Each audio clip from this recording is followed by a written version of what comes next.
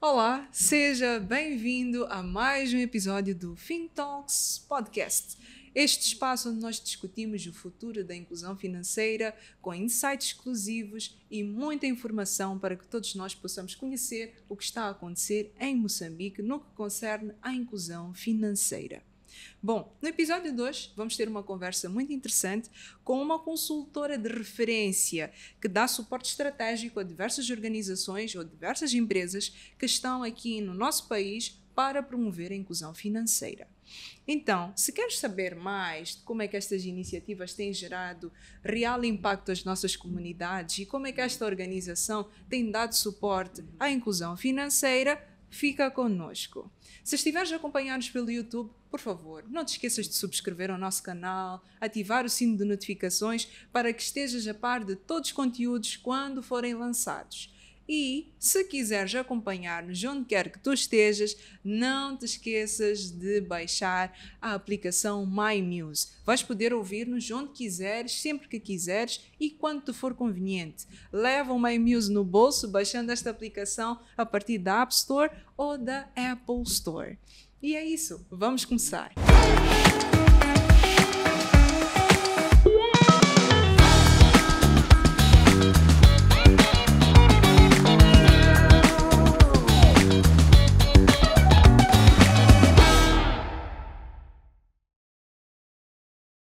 Bom, antes de nós passarmos aqui para a nossa convidada de hoje, eu não vou deixar aqui de agradecer aos nossos parceiros principais, que é a Fintech MZ, a GSMA e a FSD Moçambique. Sem vocês, este podcast não seria possível. Muito obrigada. Então, vamos agora falar da nossa convidada. A nossa convidada de hoje, que nós vamos ter a honra de receber neste espaço, ela é Managing Partner da ICC Moçambique, uma consultoria especializada em inclusão financeira. Ela tem mais de 30 anos de experiência, sendo que 20 anos foram dedicados à inclusão financeira e ela tem trabalhado em projetos a nível nacional e regional em diversos países como Angola, Botsuana, Cabo Verde, República Democrática do Congo, Ruanda, São Tomé e Príncipe, Senegal, são muitos países. Também tem aqui a Zâmbia e o Zimbábue. Além disso, neste momento ela é diretora do Chapter de Moçambique da New Faces and New Voices, uma rede de mulheres nas finanças da Graça Machel Trust, que promove a inclusão financeira das mulheres. Ela também é diretora não executiva da Ecobank Moçambique e membro fundadora da Câmara de Comércio Canadá Moçambique. A nossa convidada tem muita experiência. Então, senhoras e senhores, apresento-vos com todo o prazer Henriqueta Nguana. Seja muito bem-vinda. Obrigada. Obrigada pelo convite. É uma honra para mim também poder fazer parte do podcast. Fantástico. Olha, nem podia deixar aqui de mencionar que a Henriqueta, ela fez parte do princípio deste grande sonho, vou dizer assim. O projeto M-Pesa FinTalks teve na sua primeira conferência a participação da Henriqueta Nguana como moderadora de um dos nossos painéis, que era o Strategies for Navigating the Path for Financial Inclusion. Então, Henriqueta, vamos conversar, começando deste ponto. Como é participar lá dos primórdios, do início deste sonho, um dia como moderadora e hoje como convidada aqui no nosso podcast? Ok, olha, é assim, em primeiro lugar gostaria de parabenizar o M-Pesa por esta iniciativa e adorei o tema do primeiro FinTalk, que era definirmos o rumo a seguir. Pois. Porque muitas vezes o que acontece é que todos nós temos o mesmo objetivo, mas não nos unimos e não seguimos juntos, não é, para alcançar esse objetivo. E por acaso, bom, eu gosto muito de brincar e etc. Quando me chamaram para moderar, o que eu fiz foi o seguinte: eu pedi a todos os convidados para fecharem os olhos. Eram para aí 500. Pedi para fecharem os olhos e eles de olhos fechados eu disse: ok, indiquem o norte. E foi engraçado ver, na perspectiva de cada um, o norte era em diferentes partes. E isto era para espelhar que, se nós todos não tivermos clareza de qual é o norte, vamos andar em direções diferentes. Portanto, mais uma vez, queria parabenizar, porque este tipo de iniciativas ajuda a alinhar todos os intervenientes quer dizer, partilhar a visão futura e fazer com que todos caminhemos para o mesmo objetivo. Independentemente do esforço que cada um faz, da sua área, etc., mas é importante sabermos para onde é que nós queremos ir. Pois. E hoje, como convidada, como se sente? Bom, sinto-me bem, mais uma vez, é uma honra. Espero que o que eu vá partilhar seja de interesse. Sim, estou pronta. Pronto, é mesmo isso. Eu também estou pronta. Okay. E desta vez vai ser interessante exatamente porque não vou vos pedir para fecharem os olhos. Na verdade, eu quero que fiquem com os olhos bem abertos para acompanhar este podcast. A não ser que estejam ouvindo-nos pelo My Music. Pronto, aí podem fechar os olhos à vontade. Pronto, então vamos começar a nossa conversa. Hoje nós vamos ter aqui como centro desta conversa o ICC Moçambique, esta consultora que eu mencionei logo no princípio. E nós vamos falar aqui como esta empresa tem apoiado a inclusão financeira e também com as organizações das quais trabalham, quais são os projetos que têm implementado, que é para podermos trazer aqui a visão de qual é o impacto que esta organização tem e como é que nós outros podemos perceber o que é necessário fazer para juntos caminharmos na mesma direção, não é? Então vou começar mesmo com o básico. ICC Moçambique. Vamos conhecer aqui. O ICC já tem uma reputação forte neste ecossistema. Obrigada. E, na verdade, é importante conhecermos. Então, pode contar-nos um pouco sobre o que é a ICC Moçambique, a sua missão e um bocadinho mais para nós conhecermos. A ICC Moçambique é uma empresa de consultoria. Ela nasceu no Zimbábue em 97, abriu escritórios em Moçambique em 2000, mas a empresa foi sofrendo uma série de transformações e hoje os 3 escritórios da ICC que existiam, nomeadamente no Zimbábue, que era a sede, Zâmbia e Moçambique, ficaram escritórios independentes e a gestão tomou posse, digamos, das ações. Ou seja, neste momento a ICC Moçambique é uma empresa moçambicana, com sócios moçambicanos e com trabalhadores moçambicanos. Em relação à nossa missão, a nossa missão é contribuir para o bem-estar da população de Moçambique através do fortalecimento da micro, pequena e média empresa. Porque nós acreditamos que para o bem-estar, nós precisamos de ter rendimentos suficientes, não para sobreviver, mas para viver e concretizar sonhos, expandir, crescer, etc. E a nossa visão é ser referência na libertação do potencial do setor privado para crescer, para criar economia, empregos e etc. E eu gostava de esclarecer aqui uma coisa. Quando eu estou a falar de setor privado, muitas vezes quando nós falamos de setor privado, pensamos sempre nos senhores de fato escuro e gravata. Mas um microempresário, se ele está a trabalhar por conta própria, faz parte do setor privado. E o nosso foco é exatamente esse, é na micro e pequena empresa. Pois acreditamos que, normalmente são eles que contribuem para a economia, não é? E decidimos virar o nosso foco para aí. E falando então destas empresas, quais são os projetos que têm feito parte ou que foram mais significativos nesta altura, que pode destacar aqui? São vários. Talvez dizer primeiro que nós trabalhamos em algumas áreas, mas o nosso foco hoje é em 2 áreas concretas. A primeira é a inclusão financeira, como disse, este é o principal foco da ICC, mas nós também trabalhamos no desenvolvimento da micro, pequena e média empresa, no sentido de tornar as empresas mais competitivas, mais fortes e mais resilientes. talvez começar por esta parte do desenvolvimento da micro e pequena empresa. Nós fomos a primeira empresa em Moçambique a implementar aquilo que hoje se chama programas de conteúdo local, que é fortalecer as PMEs para terem capacidade para fornecerem serviços às grandes empresas internacionais e nacionais. Então, em 2001, nós fizemos um programa cujo a empresa âncora, digamos, era a Mosal, e a ideia era fazer com que mais empresas moçambicanas tivessem capacidade de fornecer serviços à Mosal. Mais tarde, fizemos outros programas para várias organizações e neste momento nós estamos, há 2 anos, também a implementar um programa para a Sasol Moçambique. Implementamos também para Total Energies.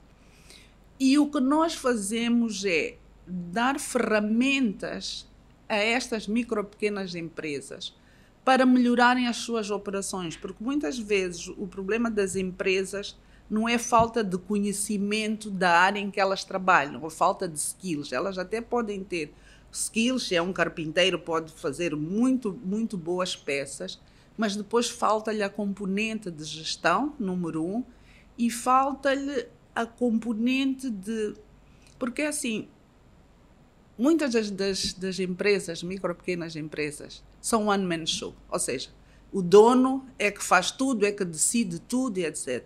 E eu já me vi também um pouco desta situação.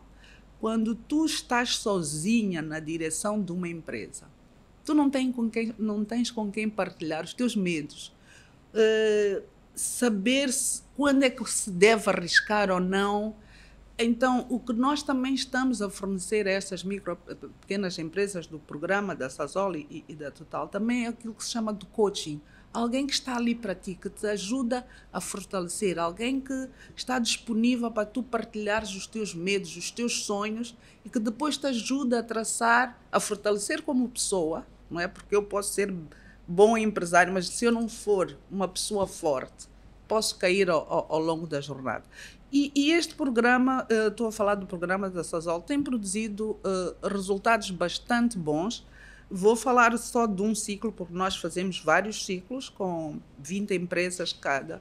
Houve um ciclo, por exemplo, em que o volume de negócios das 20 empresas que nós apoiamos subiu em 40 milhões de meticais, o conjunto destas empresas, não é? Algumas delas começaram pela primeira vez a fornecer serviços ou à Sasol ou às grandes empresas que são subcontratadas pela Sasol. Então, é muito gratificante, não é? Quer dizer, nós estamos a fazer isso há vários anos, fomos melhorando a nossa metodologia, aprendemos com os erros e sucessos e estamos cada vez mais temos uma metodologia muito mais apurada para fazer isso. Quanto à inclusão financeira, nós implementamos projetos de várias ordens, sendo que um dos nossos fortes é fazer estudos, quer estudos de mercado para ajudar as instituições financeiras a desenvolverem soluções apropriadas para o grupo-alvo, quer estudos que ajudem os diversos intervenientes a criarem políticas e produtos mais adequados. Vou dar um exemplo de um estudo que nós fizemos, foi muito recente.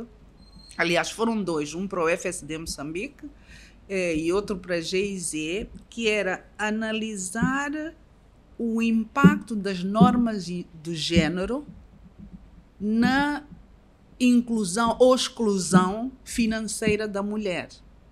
Ou seja, qualquer sociedade tem normas, escritas ou não escritas, não é? Tem normas que regem essa sociedade. E o que acontece é que algumas das normas sociais impedem um maior acesso a serviços financeiros por parte das mulheres. Posso dar alguns exemplos de normas. Por exemplo, há a crença de que a mulher não pode ter ativos. Todos os ativos devem estar em nome do homem. Claro que isto limita a capacidade da mulher de apresentar garantias se ela quer ter acesso a um crédito, por exemplo. Há outra crença que diz que as mulheres não devem ser ou não podem ser proprietárias de grandes negócios, que isto é uma prerrogativa dos homens, não é? Existe a outra crença também, esta é bastante forte, que é que a mulher não deve ter privacidade financeira em relação ao marido. Porque, por um lado, acredita-se que se a mulher tem acesso, imaginemos, a um serviço bancário, se nós olharmos para as zonas rurais, onde é que estão as agências bancárias? Normalmente estão nas vilas. Então, há a crença de que se a mulher vai frequentemente à vila e vai ao banco, pode ser atraída pelos homens mais, digamos, mais compostos da vila, que são os bancários, e isso pode levá-las à traição, por exemplo. Não, parece, é engraçado, né? Estamos em pleno século XXI, mas existe ainda bastante este tipo de crença. Complicado. É complicado. Existe também a crença de que se a mulher tem liberdade financeira, o que ela faz é ajudar a família dela e não necessariamente apenas o agregado familiar. Ela desvia, digamos, entre aspas, os fundos para ajudar a sua própria família. E depois, já que estamos a falar de serviços financeiros digitais, o telefone. Elas acham que se a mulher tem um telefone, estou a falar das zonas rurais essencialmente, isto pode levar à promiscuidade. Então, isto naturalmente, não é, tem um impacto e acaba por constranger ou limitar o acesso a serviços financeiros. O que eu gostaria também de referir é que muitas vezes, quando nós olhamos para as normas de género, pensamos que estas afetam só a demanda, a procura, ou seja, o beneficiário final. Mas não é verdade. Elas afetam também a oferta. Os provedores de serviço, porque são pessoas e vivem nesta sociedade, também incorporam algumas dessas normas. E elas, por causa disso, a própria instituição também, consciente ou inconscientemente, acaba limitando esse acesso, não desenvolvendo produtos específicos para mulheres, também tendo aquela percepção de que, bom, isto é uma mulher, ela está a pedir, digamos, 10 milhões de meticais, sendo mulher, ela vai ou não cumprir. Então, estas normas sociais acabam também afetando a procura e afetam também os reguladores e todos os outros intervenientes. Até que ponto, por exemplo, é que todas as políticas que existem têm em conta que existem estas normas? Então, costuma-se dizer, se nós temos políticas cegas em termos de género, nós nunca vamos conseguir ultrapassar esta barreira de acesso das mulheres a serviços financeiros. E, naturalmente, minamos todo o desenvolvimento do ecossistema. Sim. Exatamente, até porque, bom, não é por eu ser mulher, não é? Está mais do que provado que quando a mulher é economicamente empoderada, existe um maior contributo para o bem-estar da família. E parece que nós não valorizamos este tipo de coisas. Uma vez também estava num workshop, estávamos a discutir esta questão da inclusão financeira da mulher. E eu provoquei os CEOs dos bancos que estavam lá, dizendo o seguinte: todos os bancários dizem que a mulher é melhor pagadora que o homem. E se formos ver as estatísticas, isto confirma-se. E a minha pergunta foi, sabendo disso, até que ponto, quando vocês fazem um credit scoring, não é, têm em conta isto? Ou se usam apenas outro tipo de indicadores? Mas este indicador, que normalmente a mulher é melhor pagadora, devia como é que se diz? Devia facilitar. Facilitar ou ir a seu favor. Mas sim, não, exatamente. Este fator é pura e simplesmente ignorado. Exatamente. Uau! Já começamos esta conversa com muita informação. Mas, bom, não sei se digo que vamos começar aqui do último ponto ou voltamos ao primeiro. Porque falamos aqui, vou usar este termo, empoderar empresas. Garantir que as empresas tenham condições para alavancar-se. Exatamente. E falamos aqui também das pesquisas que nos fazem perceber o que impede o desenvolvimento real das nossas comunidades e, naturalmente, aqui falou do enfoque às mulheres, que acaba sendo um público-alvo da falta de subsídios ou da falta de condições para se desenvolverem também. Mas falando assim um bocadinho das empresas, vamos começar pelas empresas. Falou aqui que há alguns programas, neste caso falou de um programa que eventualmente tem o suporte da Sasol, da Petromoc Sasol e de outras grandes empresas. Mas em que consiste exatamente este programa? Como é que as empresas chegam lá? Como é que funciona? Acho que é importante trazermos esta informação também. Ok. Falando mais uma vez da Sasol, é só a Sasol e não Sasol Petromoc. A Sasol tem as suas operações na província de Inhambane. E esta empresa precisa de uma gama variada de serviços, desde serviços de construção, eletricidade, catering, formação, etc, etc. Então, por via do conteúdo local, não é? Que é garantir que parte desses serviços sejam comprados localmente, a Sasol decidiu fortalecer as empresas nesses locais, portanto, neste caso, nesta província, para que elas estejam em melhores condições de prestar serviços de qualidade. Porque uma coisa é certa, estas empresas não podem baixar o standard para servir as pequenas ou para contratar serviços às pequenas e médias empresas. Tem que ser o caminho inverso. São as pequenas e médias empresas que têm que levar, crescer, melhorar a sua competitividade, melhorar as suas operações para conseguirem ou estarem em condições de prestar este serviço. Então, normalmente, quem nos fornece as potenciais empresas é a própria Sasol. Nós fazemos a avaliação das empresas. Como eu disse, nós trabalhamos durante 6 meses com grupos diferentes de empresas, não é? Fazemos a avaliação e nós vemos em que nível é que elas estão. Então, os constrangimentos que são comuns a essas empresas são endereçados na formação. Nós dizemos, ok, por exemplo, as empresas não têm um plano de negócio porque não sabem fazer, então o que nós fazemos na formação é explicar o que é um plano de negócios, para que é que funciona, como é que se faz e ajudamos-las a preparar. Não preparamos, ajudamos-las a preparar. Aquilo que são desafios específicos de cada empresa são endereçados em sessões de mentoria. Portanto, nós depois fazemos sessões one-on-one, ou seja, individuais, com cada uma das empresas, em que ajudamos a desenvolver ferramentas para melhorar os aspectos que foram identificados como ainda sendo uma fraqueza nestas empresas. Portanto, nós vamos para as empresas, no fim elas têm uma série de ferramentas concretas para lhes ajudar na gestão, percebem melhor como aceder aos mercados, etc, etc. E estas pessoas, neste caso, que vão lá dar este suporte, falo da ICC, não é? A ICC está ali para dar uma consultoria, mas no fim acaba projetando as diferentes formas de ajudar estas empresas. Sim. Vamos lá. De onde são estas pessoas? São das empresas? Quando digo estas pessoas, falo de quem vai lá e dar estes cursos, estas formações, este ensino.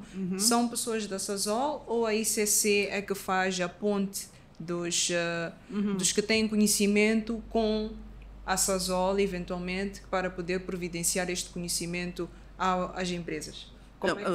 Como é que funciona? Bom, a Sasol contrata-nos, digamos, né? Então, nós temos um conjunto de formadores que vai facilitar ações de formação. Depois, o que nós fazemos é, em relação aos mentores, nós queremos pessoas, não apenas da ICC, queremos pessoas com experiências diferentes, com perspectivas diferentes. Então, trabalhamos com algumas pessoas que nós contratamos que têm muita experiência, não é? E que ajudam estas empresas a desenvolver ferramentas adequadas para o seu negócio, dependendo do seu nível. Boa.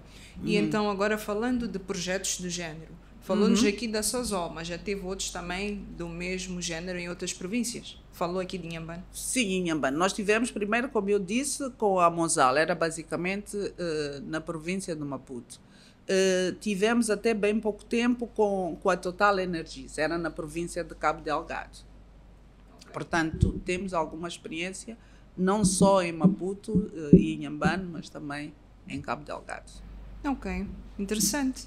E falando aqui dos desafios, mencionou aqui que, pronto, temos alguns desafios e temos conhecimento que um dos grandes desafios, mesmo para as empresas desenvolverem-se também, é a baixa literacia financeira, ou baixa literacia por si só. Acho que a baixa literacia já responde a muitas questões. Pois, exatamente. Tem a baixa literacia, tem as financeira, numérica, digital, etc. Exatamente. E também tem a questão da infraestrutura, não é? Eles... por serem pequenas e médias empresas, são empresas que estão a começar, há muita coisa em falta e que estão a juntar as diferentes peças para garantir que eles consigam crescer.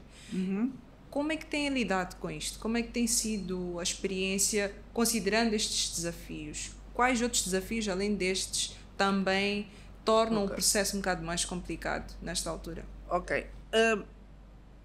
Vou continuar com as pequenas e médias empresas antes de fazermos a transição para a inclusão financeira, que também inclui as pequenas e médias empresas.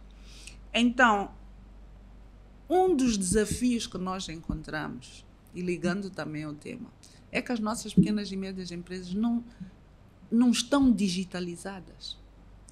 Então, os serviços digitais ou a tecnologia tem tantas ferramentas que poderiam ajudar estes processos de gestão, e o nível de digitalização das empresas é ainda muito, muito, muito baixo.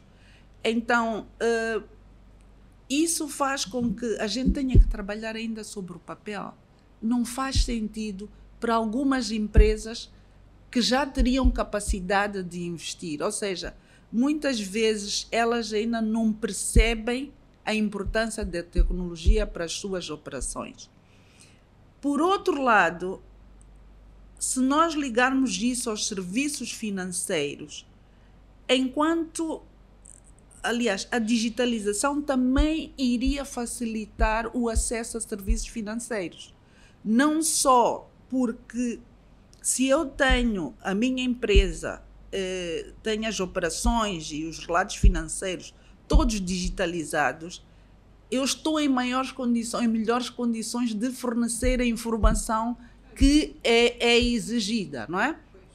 Por outro lado, hoje começam a haver algumas soluções digitais que também iriam ajudar estas empresas a ter um maior acesso ou usar serviços financeiros digitais.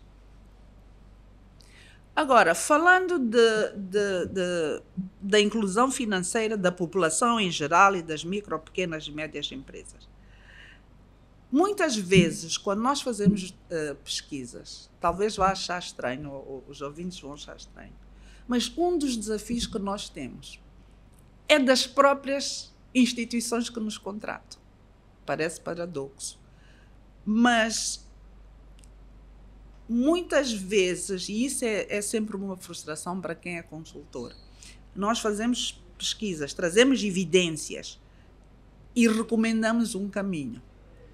Então, muitas vezes, pura e simplesmente, porque a iniciativa não foi da instituição, mas de alguém, um parceiro de cooperação que acha que ele deve envolver-se num determinado tipo de projetos, pura e simplesmente isto é ignorado, não é?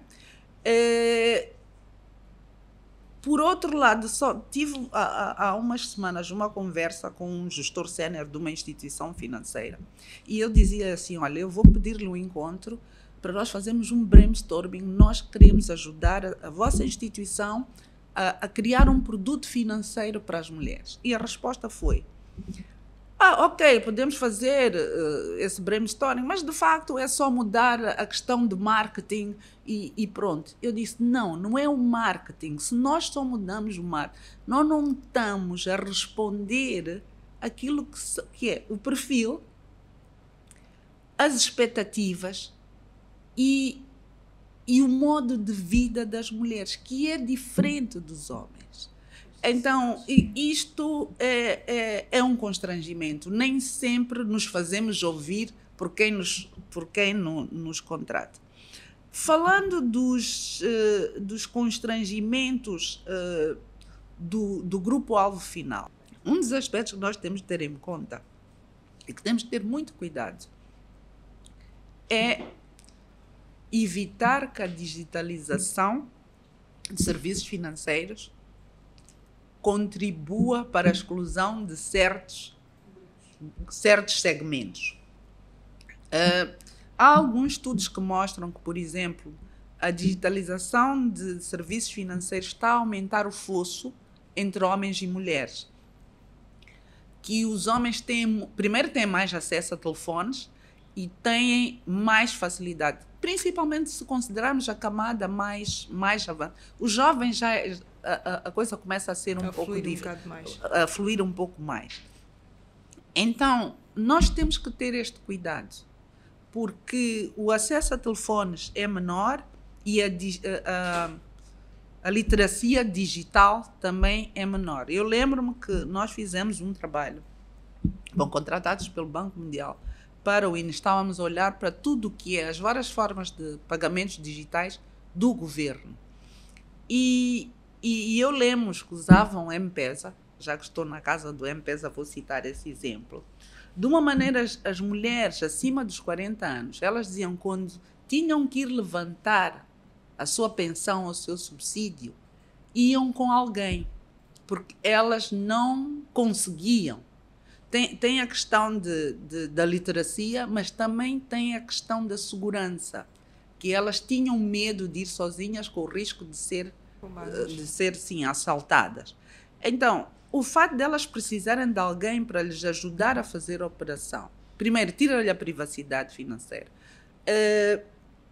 Ela está sujeita à fraude das próprias pessoas que acompanham. Muitas vezes elas pedem ajuda ao próprio agente, que dependendo da sua honestidade pode ou não é? Fazer fraude, não é? Então, nós temos que ter algum cuidado. São muitos desafios.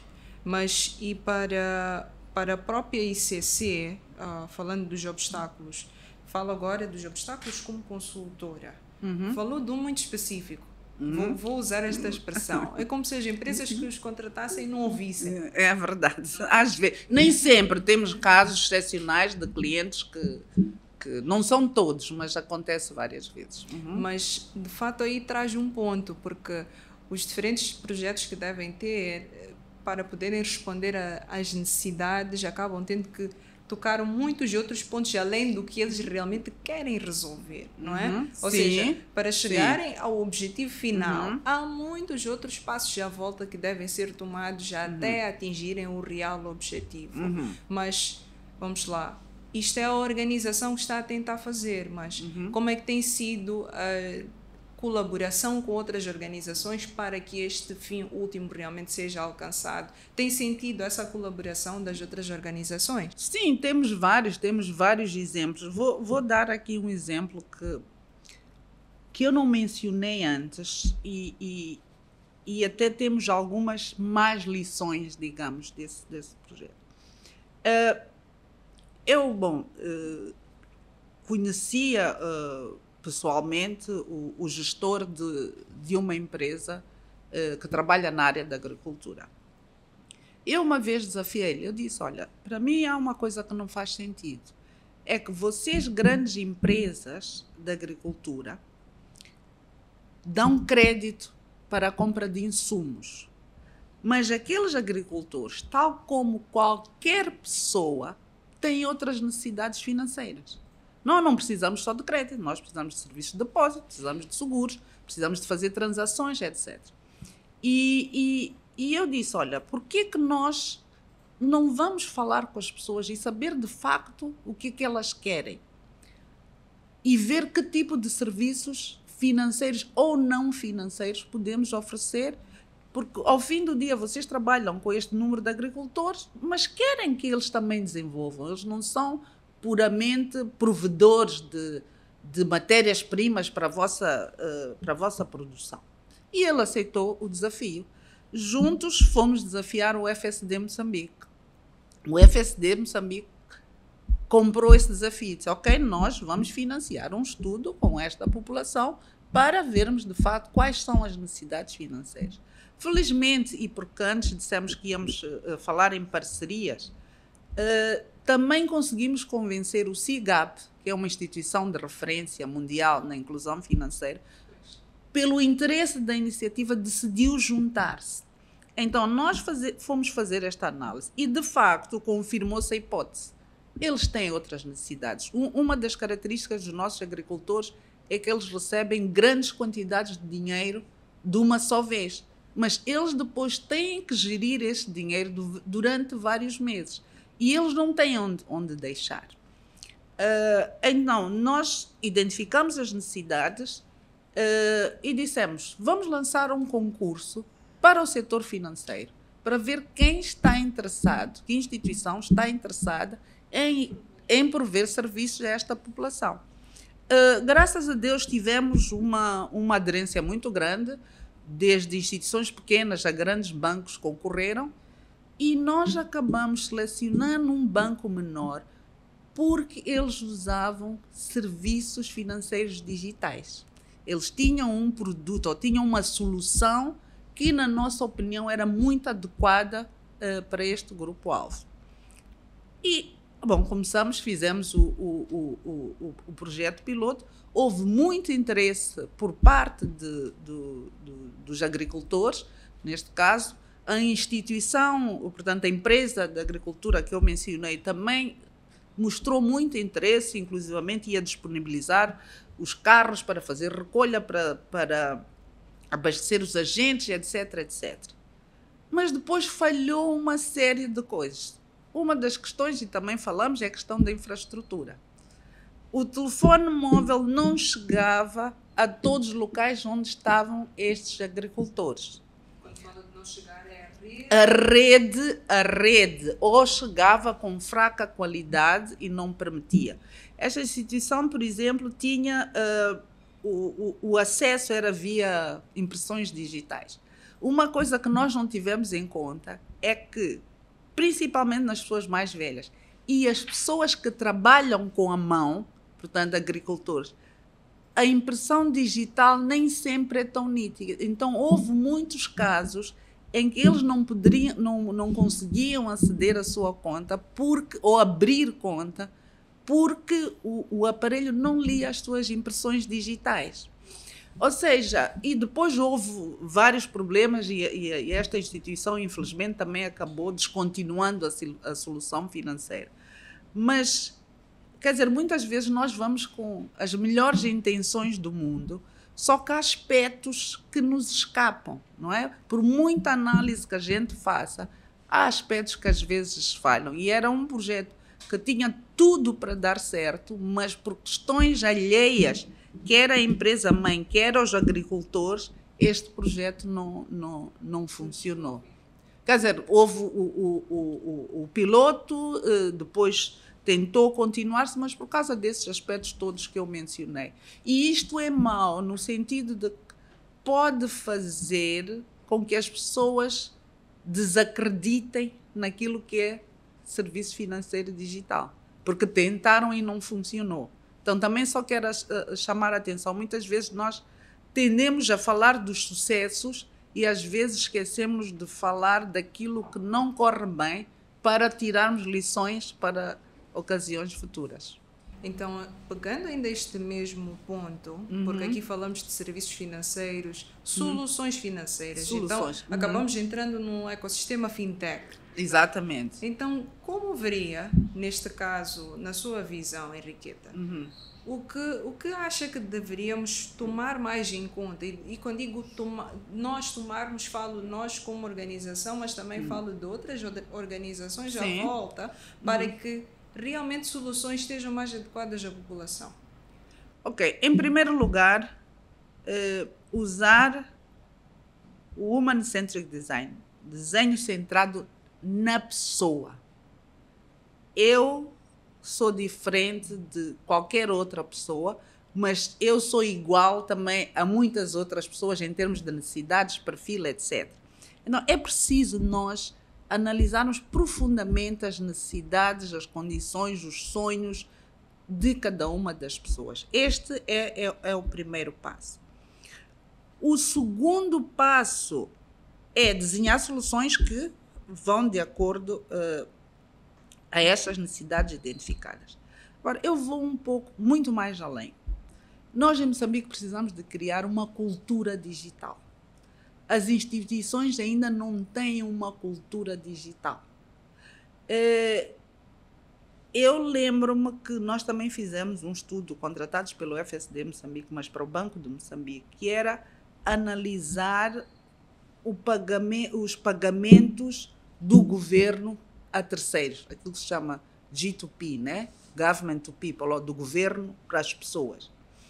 E nós encontramos uma série de constrangimentos. Em primeiro lugar, as plataformas dos diferentes intervenientes do governo eram diferentes e não falavam entre si.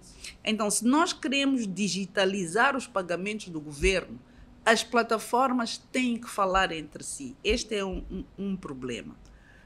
As instituições financeiras, talvez porque não viam o valor disso, não estavam dispostas a investir para que a sua plataforma depois falasse com as outras plataformas à volta.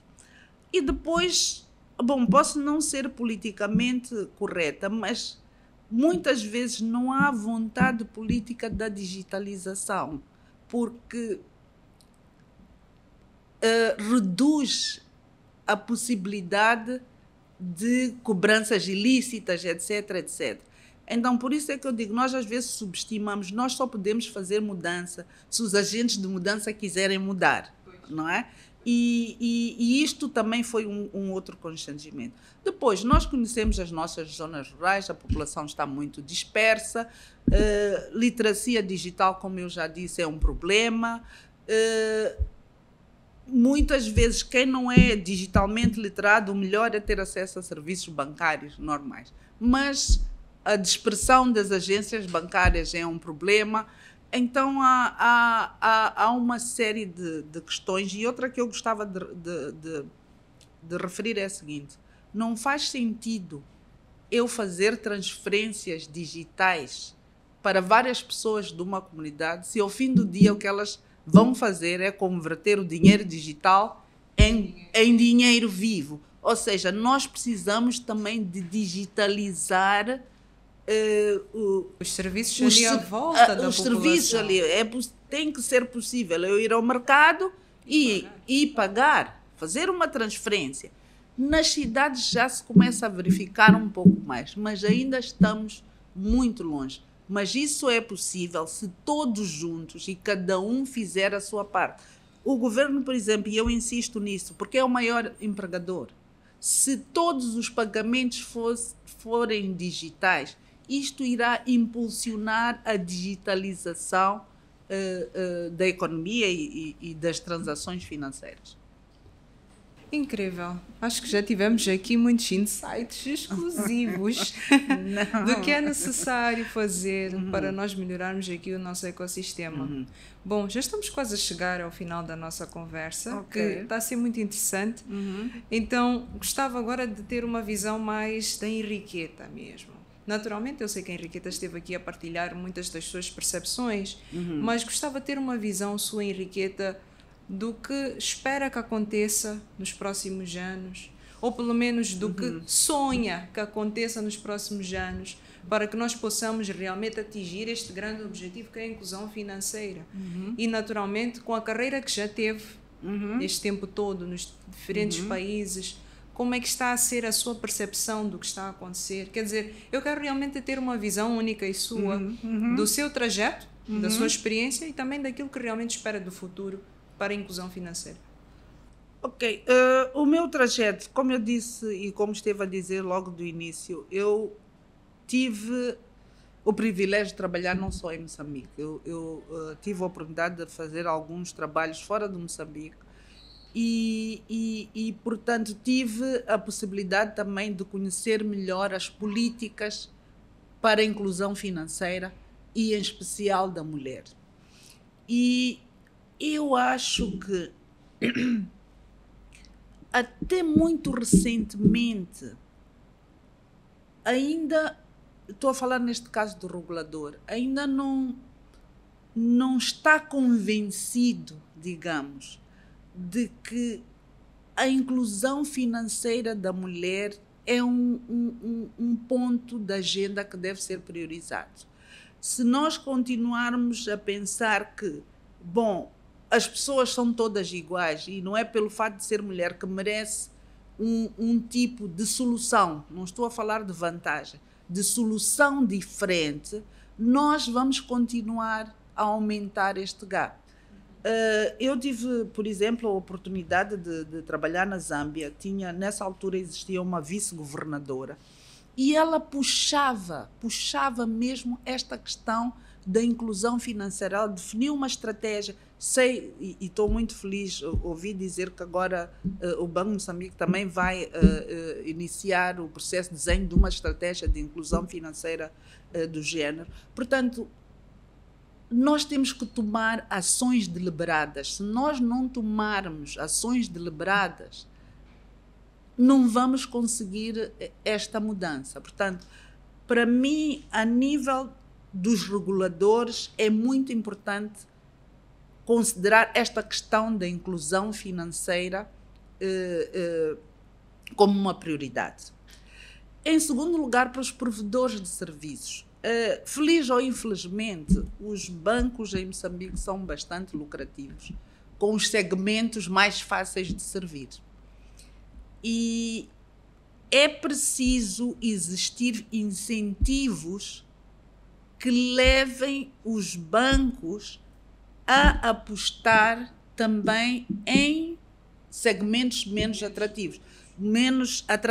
Estou a falar, por exemplo, da agricultura. A agricultura é considerada uma área de elevado risco. Mas temos que, e mais uma vez, a necessidade de trabalharmos com ecossistemas. Não temos seguro agrícola, ou ainda muito incipiente. Não temos incentivos às instituições que desenham produtos para a agricultura. Esta é a segunda questão, que nós temos também, ou as instituições financeiras também têm que dar um salto. A outra, e isto está a acontecer gradualmente, é que provedores de serviços financeiros não são só os bancos. Enquanto nós continuarmos a olhar para os bancos e acharmos que eles vão resolver todos os problemas ou satisfazer todas as necessidades financeiras, também não vamos chegar lá. Hoje temos algumas fintechs que já começam a oferecer a M-Pesa é uma delas, né? Então temos que olhar para um leque de provedores muito mais vasto do que para a banca tradicional, porque por muito que ela se esforce, eles não, por princípio, eles nunca vão servir determinados serviços financeiros. Pois, interessante. Muito obrigada. Esta conversa está a ser muito inspiradora. E falando assim, já como última questão, e esta também é mesmo pessoal para a Henriqueta, qual é que tem sido a sua inspiração para trabalhar nesta área, para engajar nesta grande missão da inclusão financeira?